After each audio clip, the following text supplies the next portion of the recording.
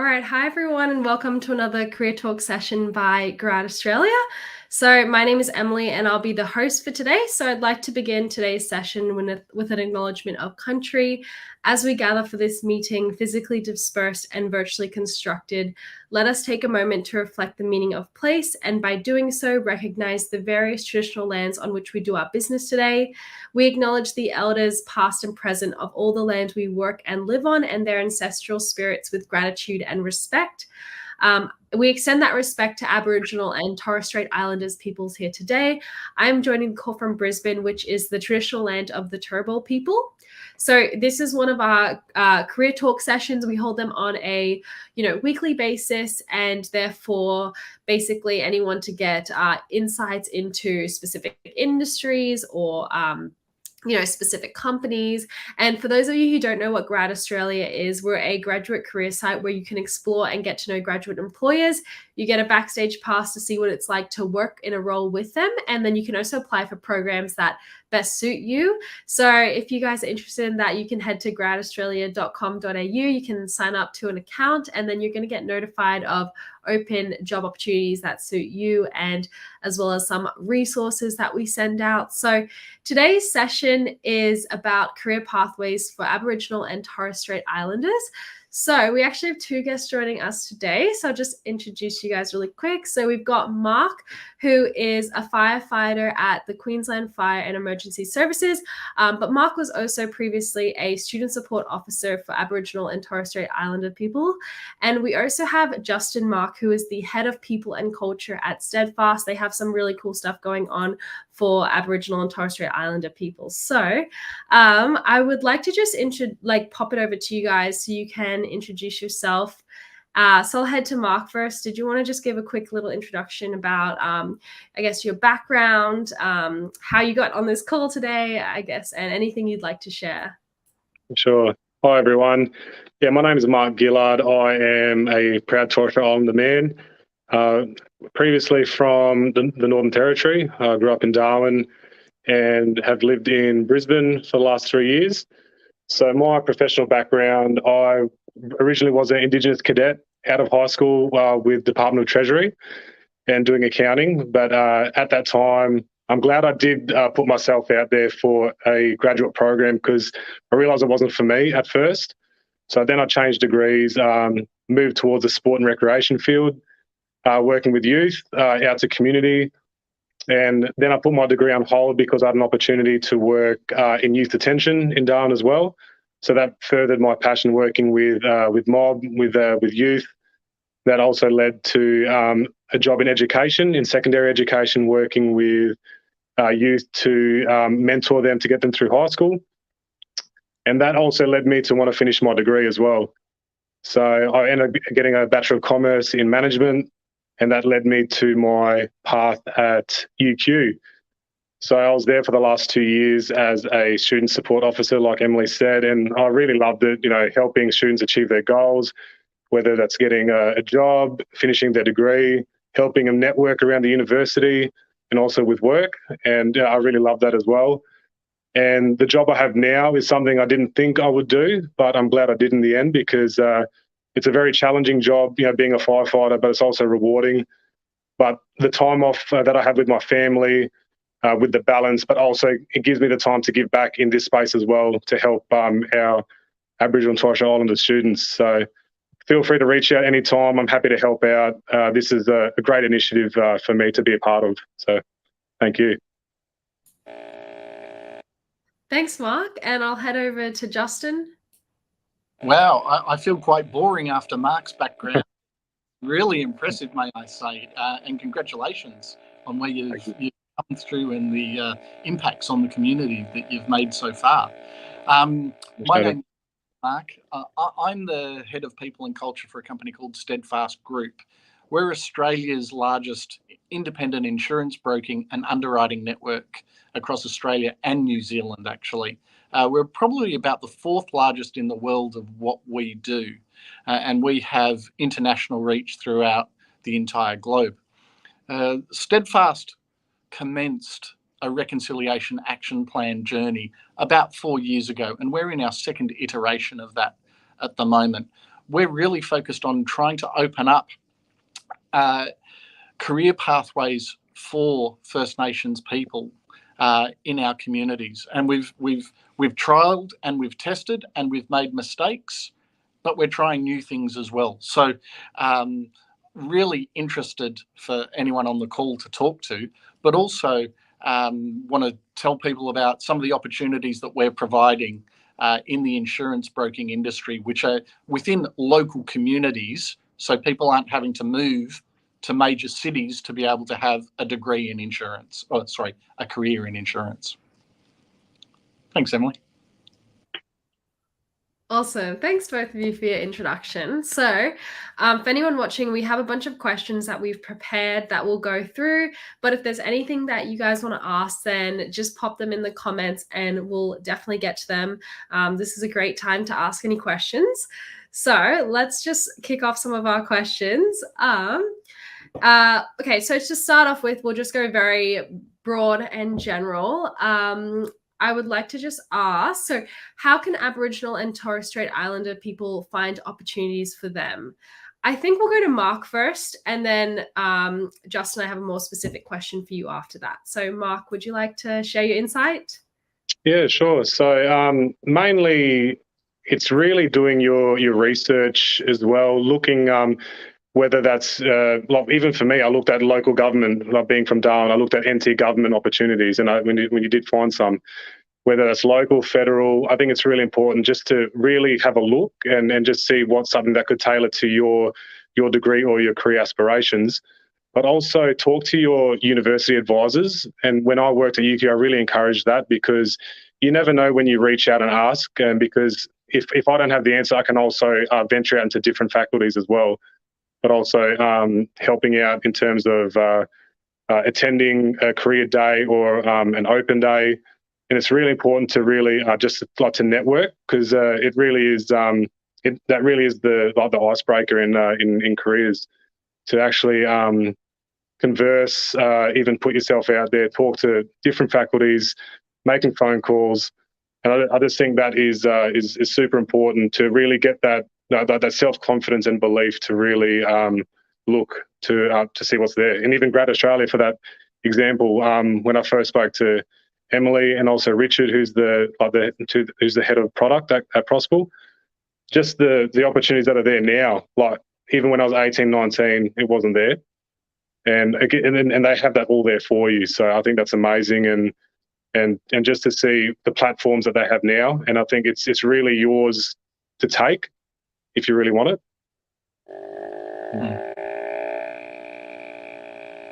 Awesome. Thanks so much. Justin, was there anything you wanted to add to that? Maybe any helpful tips you had in terms of finding opportunities?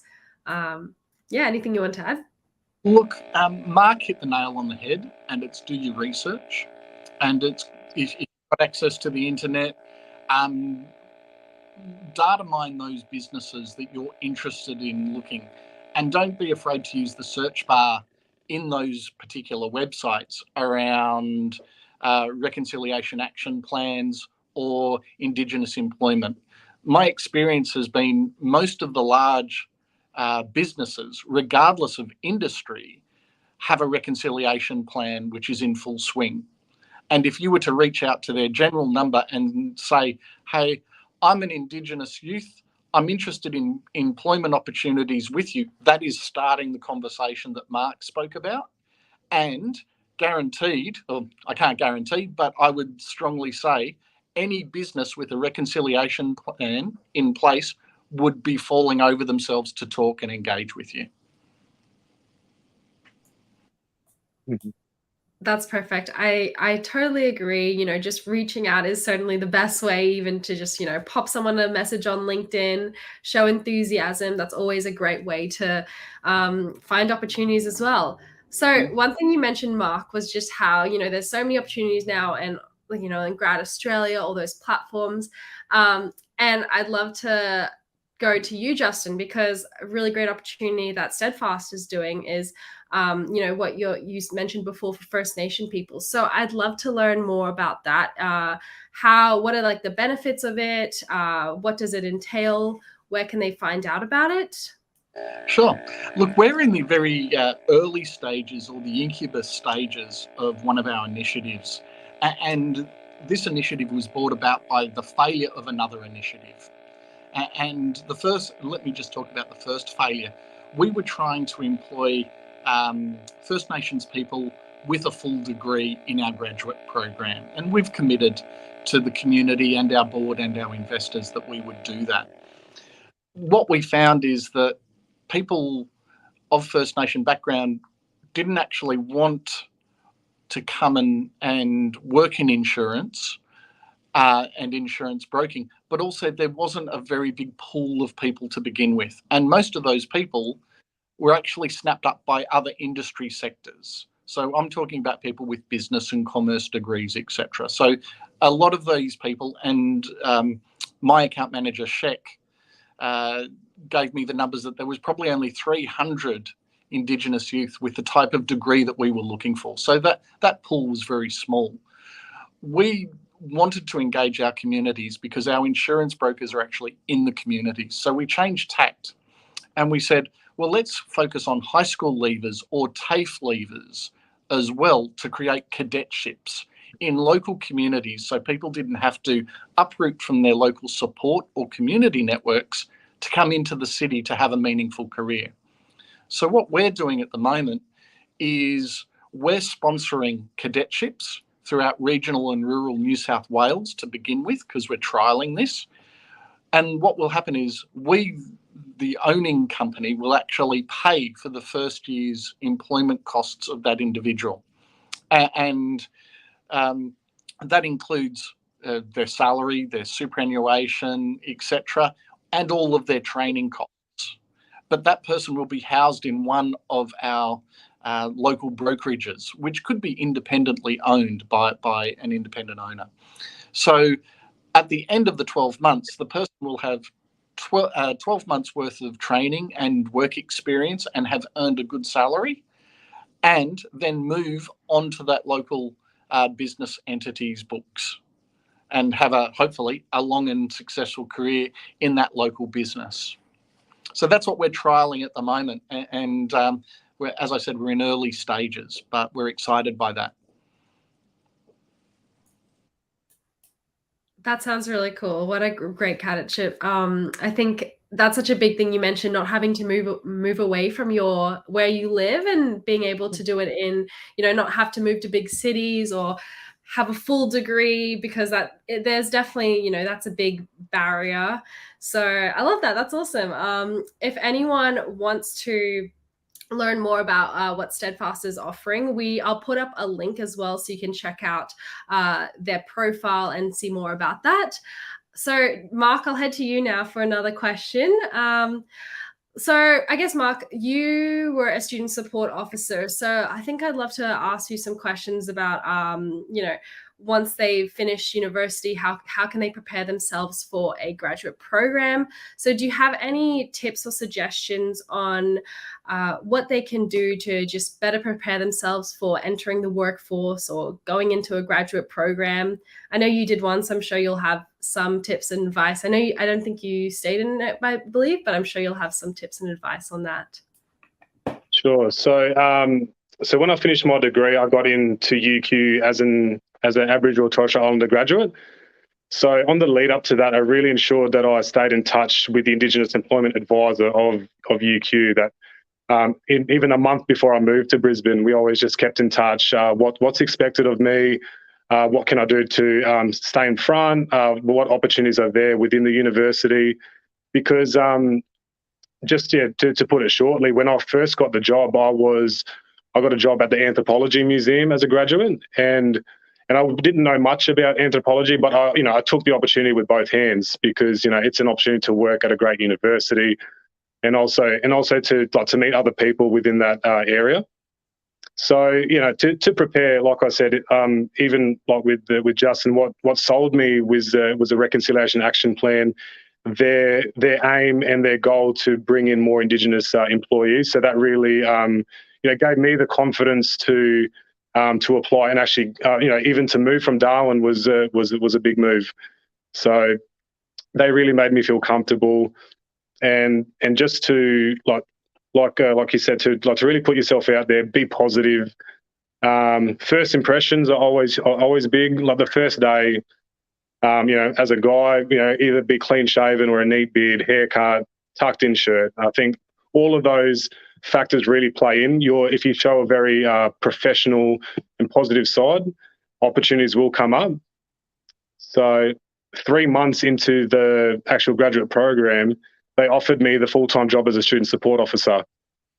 And I think that was like the catalyst in building my own self-confidence.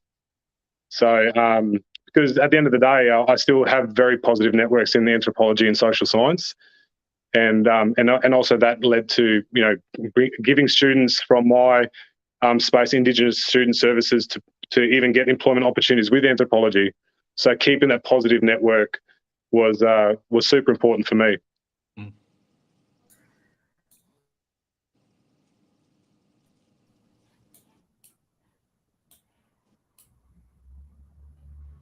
Oh. Okay, awesome. I think the screen just froze me. I'd love to touch on your time as a student support officer, because I thought a really interesting question would actually be, was there like any common themes that you saw of like concerns or worries or struggles, and was there advice that you were what advice were you giving to that? Because I'm sure if there was any questions and concerns you got as a student support officer then from Aboriginal or Torres Strait Islander students, and I'm sure that the ones listening to this call would also have those same thoughts. So was there any advice you gave them around certain topics or tips and tricks that you'd like to share that you shared to other students during your time as a student support officer? Yeah, sure. So a few of the tips and tricks that I helped them prep for is to even there's something as small as a mock interview with myself, even something, even just having a chat with me personally as well, having a private appointment with me. And I think what actually was sort of the icebreaker was, because when I started, I reached out straight away. I sent an email to every single student, who I am, what I can do. And even if that hasn't happened in your respective university, please just actually reach out and speak to the directors or student support within your respective university, because at the end of the day, if they don't have the answer for you, they will find the answer, because that's the beauty of having a university, that they have different faculties or areas that can help help you in that career path. And even with myself, I always I think the best advice I could give someone, because I've changed degrees a couple of times, and students who are obviously still young, trying to see what they can achieve afterwards, I just tell them, look, never be afraid to try something different, because you never know when you do change a degree, or whether change even like a small party degree, it will open up another door. Just keep at it, be positive. And I think that's honestly the best advice I could give, because don't give up on your studies, because there are multiple degrees that you can do, and even having Grad Australia, we can apply. The best thing about it is that you can try this graduate program to see if that's where you really want to go. So don't be afraid to put yourself out there and give it a go. That's the best advice I can give as a student support. Awesome. Definitely. I think we have nearly 700 opportunities, or 700 plus on the website right now. So yeah, there's so many things out there. And I think it's a really great time as well to be, someone who's starting their early career as well, especially with, nowadays where there's there's so many more things opening up, like what Steadfast is doing with remote companies nowadays. There's just so many opportunities. So, well, I'd love to talk about some little, tips and tricks during the interview process, things like that. So I thought, Justin, this would be a good question for you. Do you have any advice on how they can stand out in the interview? Well, look, I think there's a couple things. Just to remind people, interviewing is a sales process. It starts from your resume or your CV, and that's a sales document that's going to get your foot in the door. So have a nicely laid out resume, something that summarizes who you are, what your skills are, maybe what your passions and interests are on that front page. So on one page, that person viewing that document can actually go, okay, here's what makes Justin tick, here's what he's passionate about, here's his qualifications, etc. So just a summary of who you are, but it's got to be professional. Put in your best effort, because I also think throughout the entire interview process, you've got to bring your A game and try and impress at every stage. But also woven into bringing your A game is actually being your authentic self, because there's nothing worse than getting someone who gives you the perfect answer to every question that you ask and you employ them, and then they're miserable because it's actually not the right job for them, or it's actually they haven't got the skills. They've just told you what you want to hear. So you've actually got to be truthful, and that's about being authentic to who you are and also to the needs of that business. So that authenticness is weaving in that the things that make you tick, the things that you actually genuinely like doing and like working on, but also what you want to give a go. And that's the other part of a good interview, and that's enthusiasm and inquisitiveness. People like inquisitive people because it means they want to learn more. And if that's natural to you, that you do want to learn more, you'll actually go far in your life and people will want to work with you. So, yeah, inquisitive, authentic, and bring your A game. Awesome. I love those tips. I think just, being, as you said, inquisitive, authentic, even just enthusiastic as well is always great. And as for the resume, definitely have it looking nice, professional, make sure there's no spelling mistakes, make sure it's properly formatted. You don't want words being cut off the pages or it's just smushed together. We do actually have a number of resume templates on Grad Australia. So if anyone does need some resume templates, just have search of resume template Grad Australia and there'll be, I think we have like 27. So it makes it really easy for you to get started.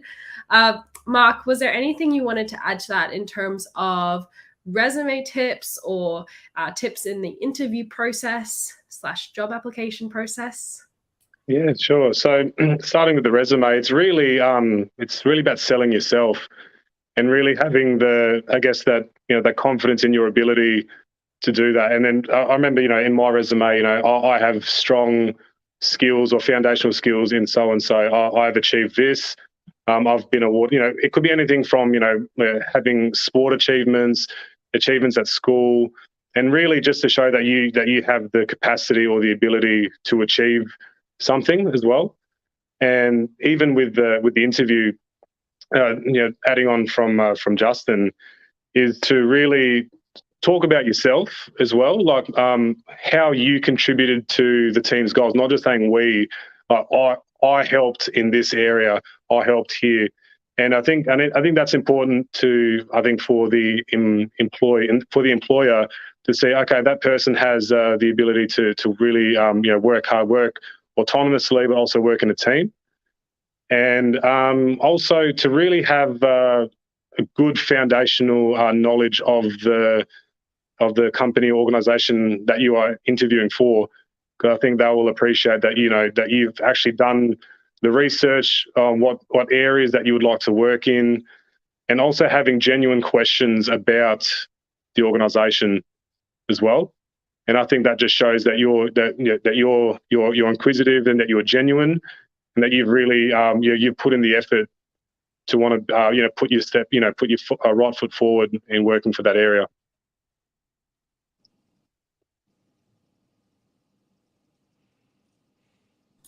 Awesome. Yeah, I think there's a bunch of good advice there.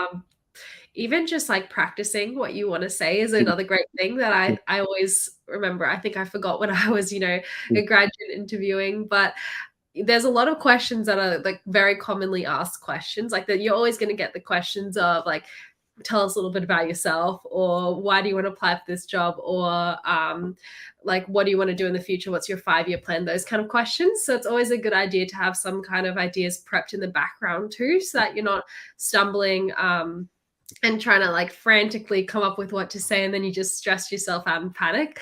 One of the best like interview tips that I got from a HR recruiter one time was, they said, if you ever like don't know how to answer something, or they've asked you a really hard question, say it's like, how would you go about this situation, and you don't know how to answer it, a good thing is to say like, I don't know how to answer it, but let me get back to you. And then after the interview, have a think about it and actually take the initiative to email them and answer how you would have like handled a situation.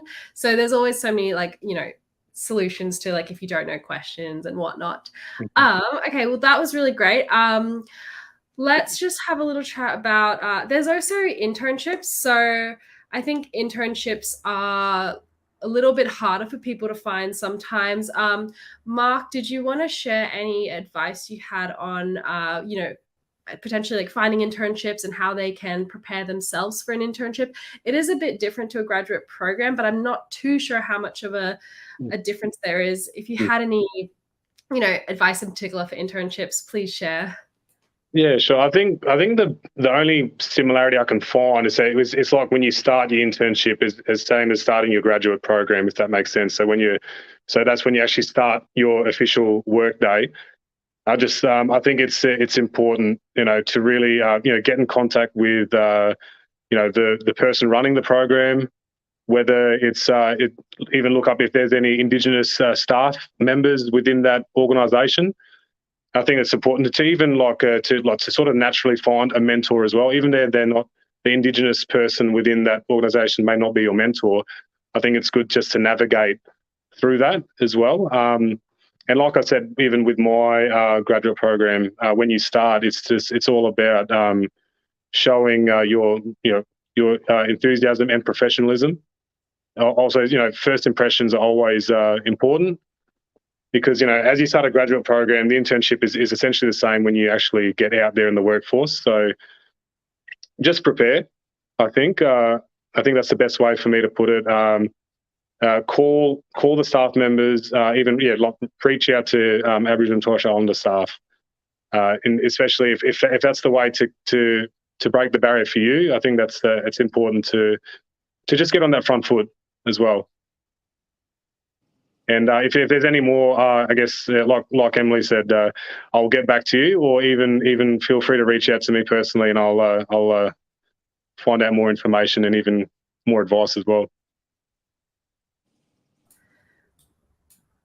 Awesome. And I actually do have one more question for you, Mark. I wanted to ask you what you thought the key concerns or like worry factors were for any Aboriginal or Torres Strait Islanders when they're going through like university or applying to jobs /internships /cadetships, because I thought we could touch on maybe some of those concerns, and you and Justin could answer and provide solutions to those typical concerns. So I thought you would have a good insight to what kind of concerns students were having. Yeah, sure. Especially in the university, whether you're coming from a rural area or interstate, I think it's really important to, as a staff member, to really make a student feel welcome within that university, or even to show what opportunities are there. Because even me, I can personally say, when I first started university, I never used those resources, and I regret that. And so as a uni student, I think it's so important to attend those open days.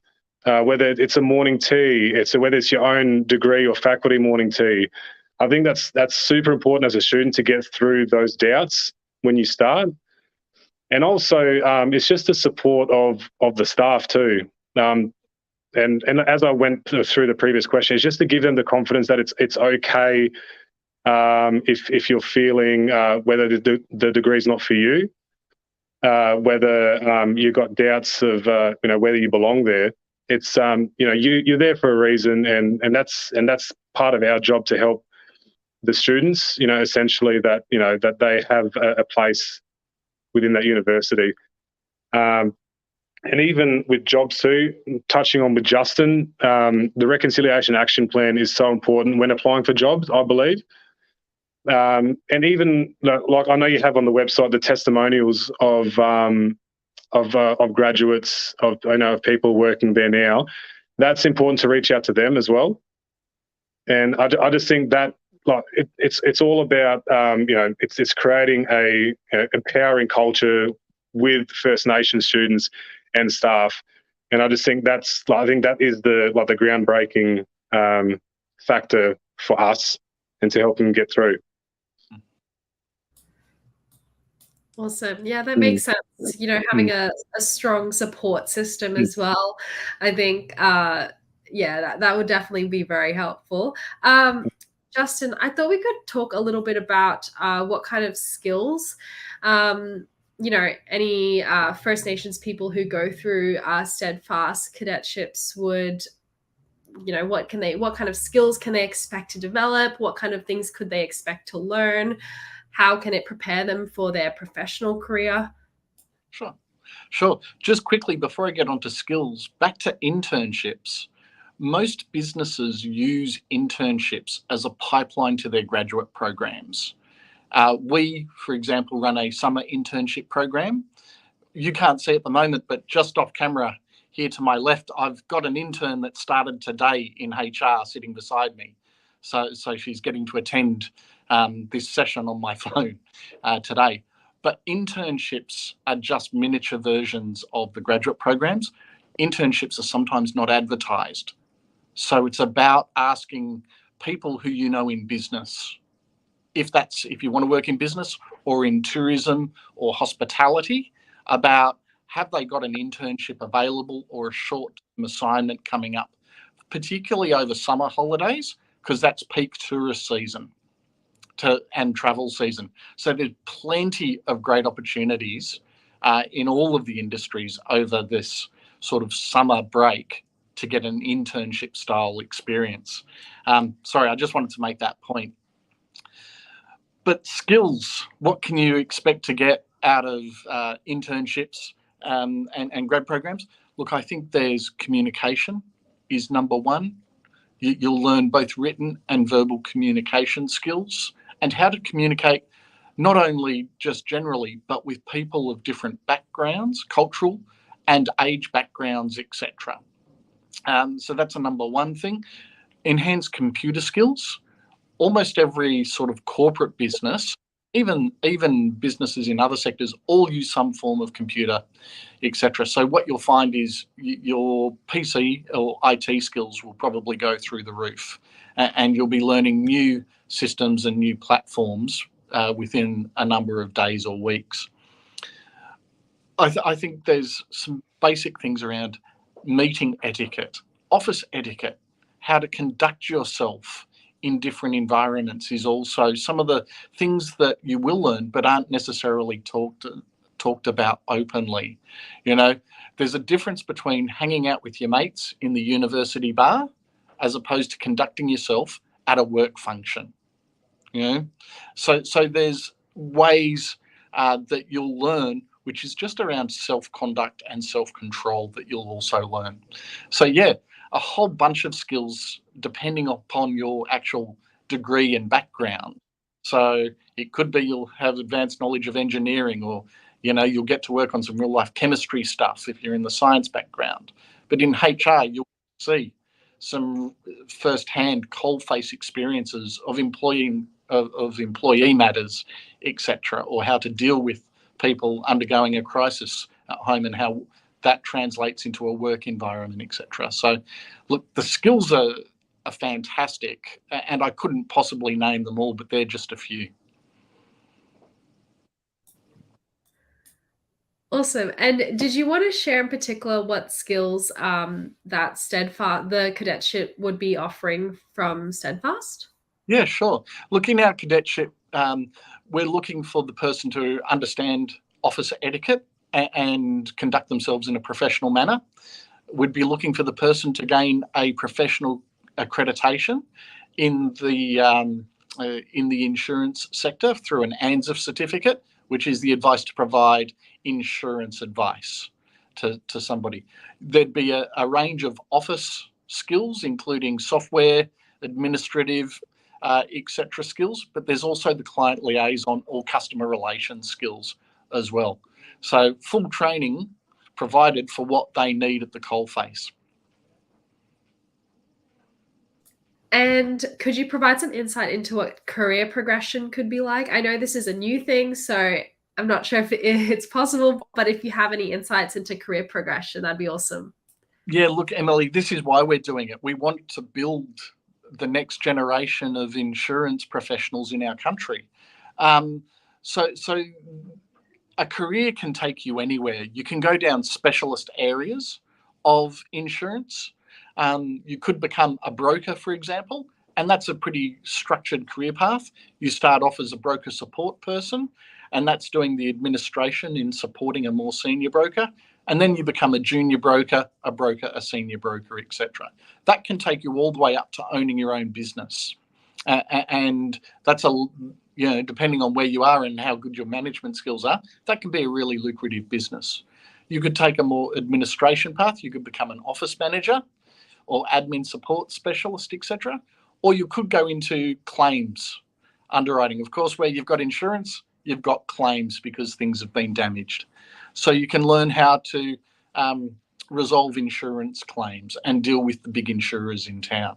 That's one part. You could actually become a underwriter, which is around assessing risk. And for some of those people who come to the insurance industry with maybe an engineering background, there's a whole bunch of risk mitigation work now that happens prior to insurance. So these are about working on materials, and this is something Mark could talk about. Fire-resistant cladding for houses in regional and rural areas to protect them from bushfires. Mm-hmm. All kind of technology stuff actually impacts the insurance industry now. And we at Steadfast have businesses set up in that field as well. So a career starting off in the cadetship can take you anywhere in the professional industry and beyond, actually. So they're just a couple of our primary career changes and we follow. Awesome. Love it. It sounds like a great opportunity. So that's awesome to hear. Okay, well, I don't think I have too many more questions left. I think maybe the last one that I would like to ask Mark is just around identity. And, I think most of the job application processes do ask if someone identifies as Aboriginal or Torres Strait Islanders, but, say, for example, that's not really included in the process, or it isn't an opportunity that is specifically for Aboriginal and Torres Strait Islander people.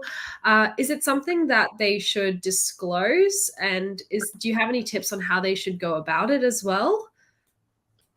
Yeah, sure. So especially with jobs that require that, some organisations do require a proof of Aboriginality. I've got one of those from Darwin. So that document actually just that's all you need to get through. But obviously some students don't have it because whether it's their father or mother or even grandparents that identify. So that can be a bit of a lengthy process, but it's very much achievable because a lot of the students that I've dealt with haven't been able to retrieve those documents.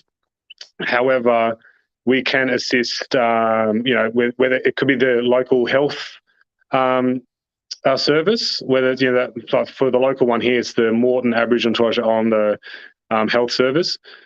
So that is also a starting point, and also retrieving documents as well. And it obviously is to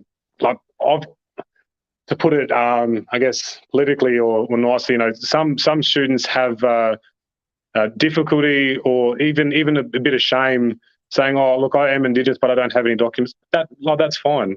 That's our job is to help you, retrieve those that information. So don't think of identity as an issue.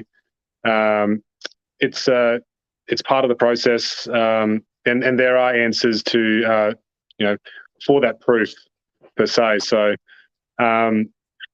in terms of that,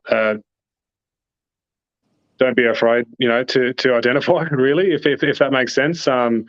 Because it is hard to retrieve, but that's what the companies are there for as well. Like they should help in that regard, because the part of it of the identity is honesty. So that's I guess that's the best advice I can give in that area. I hope that helps. Yeah, that's great. Mm.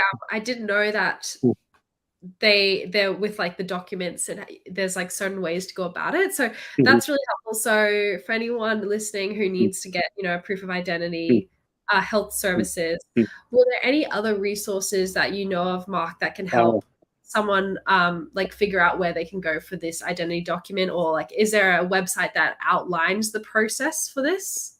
Yes, yeah, that's another thing I forgot to mention as well.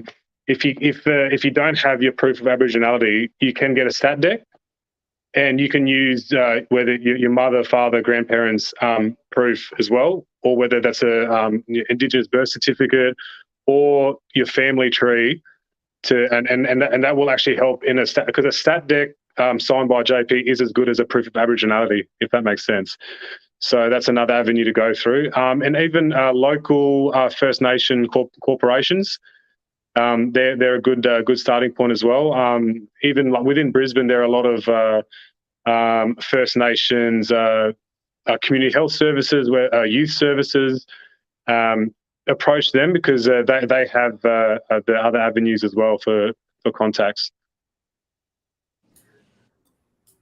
Perfect. I think that's very handy. And for anyone else watching, I also think potentially asking university or your student society. I know there's a lot of student societies who are for Aboriginal and Torres Strait Islanders. So that's really awesome. And I'm sure they'd be well equipped to have some kind of resource or guide to help you get the proof of identity. Justin, I'm not sure if this is something you wanted to add anything to. Did you have any other, I think, tips or advice from what we just talked on?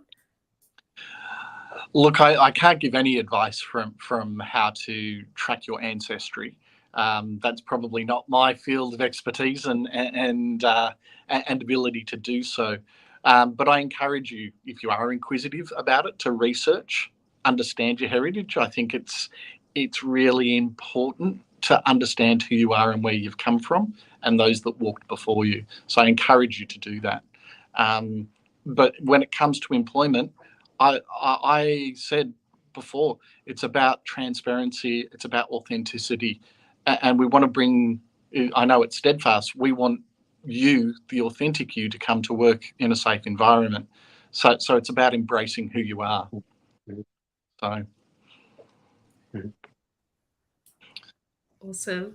So to wrap up today's session, because I think we covered plenty of topics, there's plenty of advice and resources, I'd love to ask a final question to the both of you. So any final pieces of advice that you'd like to share with Aboriginal or Torres Strait Islanders students / graduates, just to help them kick off their early career?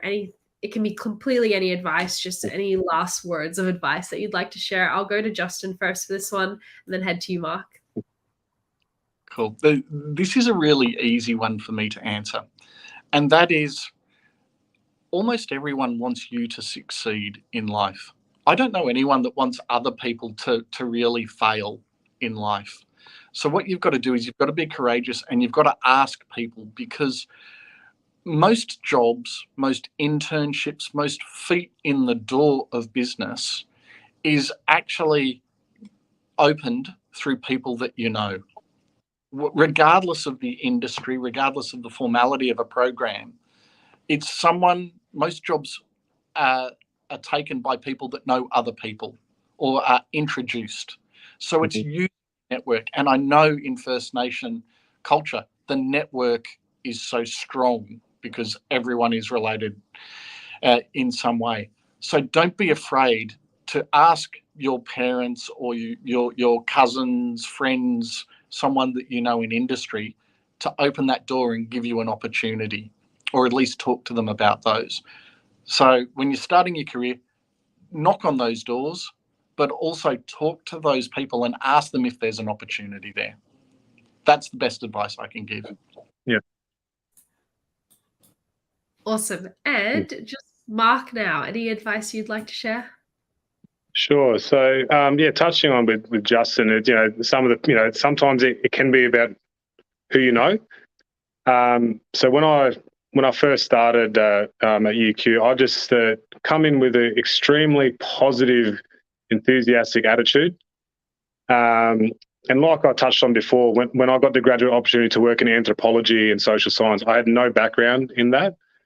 But however, my enthusiastic and positive nature really opened up other doors. I remember seeing probably 3 weeks in there was a student welcome at the Aboriginal and Torres Strait Islander Student Services Unit, and I just asked, can I please attend that?